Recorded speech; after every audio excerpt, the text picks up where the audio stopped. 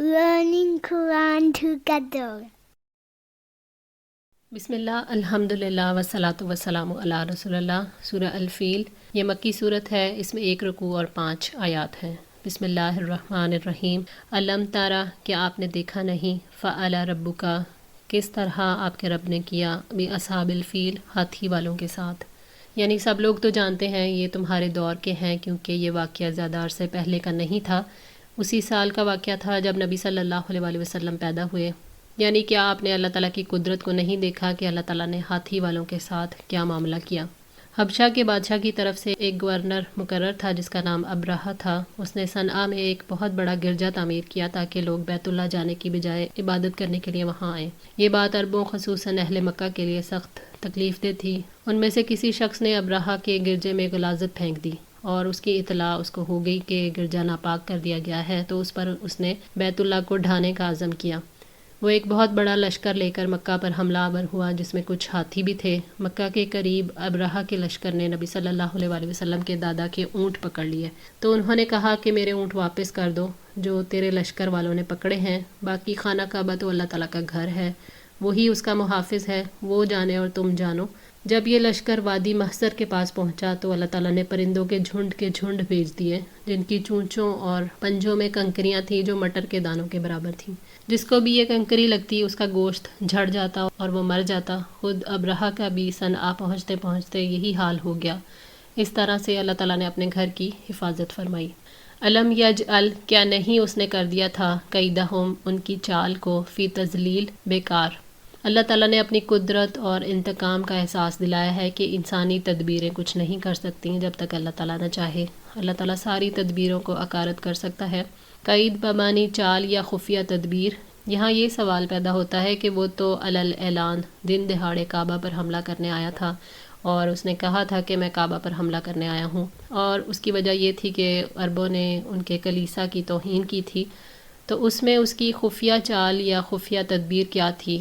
تو اس کا جواب یہ ہے کہ اس کی خفیہ تدبیر یہ تھی کہ کعبہ کی تحریب کے بعد اہل عرب کی توجہ اپنے کلیسا کی طرف مبذول کرے، اور اس سے اس کا مقصد مذہبی فوائد کا حصول نہیں تھا بلکہ وہ تمام تر تجارتی، معاشرتی اور سیاسی فوائد حاصل کرنا چاہتا تھا جو کعبہ کی وجہ سے قریش مکہ کو حاصل تھے۔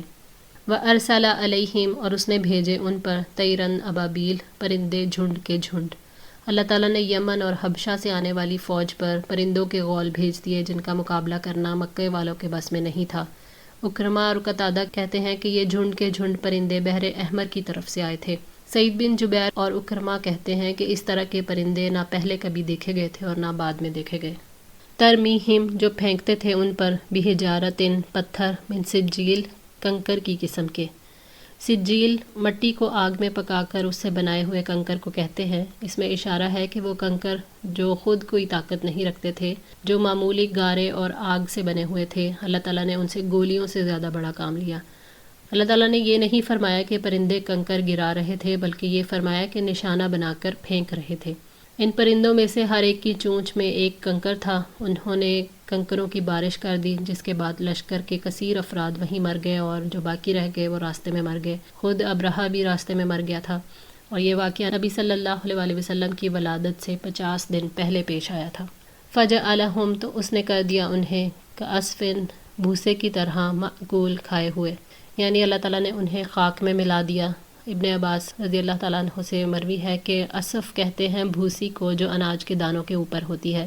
ابن زید فرماتے ہیں مراد کھیتوں کے وہ پتے ہیں جنہیں جانور چر چکے ہوں، مطلب یہ کہ اللہ تعالیٰ نے ان کو تہس نہس کر دیا اور عام اور خاص کو ہلاک کر دیا۔ ان کی ساری تدبیریں الٹ گئیں اور انہیں کوئی بھلائی نصیب نہ ہوئی۔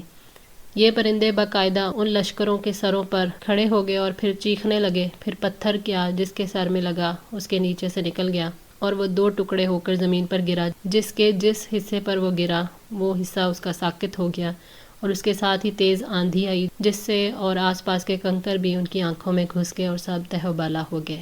ابن کثیر۔ اللہ تعالیٰ ان کے شر کے لیے کافی ہو گیا اور اس نے ان کی چال کو انہی پر لوٹا دیا۔ ان کا یہ واقعہ بہت مشہور اور معروف ہے۔ یہ واقعہ اسی سال پیش آیا جس سال آپ صلی اللہ علیہ وسلم پیدا ہوئے، تو بس یہ واقعہ آپ کی دعوت کی بنیاد اور آپ کی رسالت کی دلیل بن گیا۔ بے شک اللہ تعالیٰ ہی کی حمد و ثنا اور اسی کا شکر ہے۔ الحمدللہ اللہ تعالیٰ کی توفیق اور مدد سے سورہ الفیل مکمل ہوئی۔ اللہ تعالیٰ سے دعا ہے کہ ہم سب کو استقامت عطا فرمائیں، قرآن پاک پڑھنے، سمجھنے اور اس پر عمل کرنے کی توفیق عطا فرمائیں، ہماری غلطیوں کو معاف فرما کر ہم سب کی اصلاح فرمائیں۔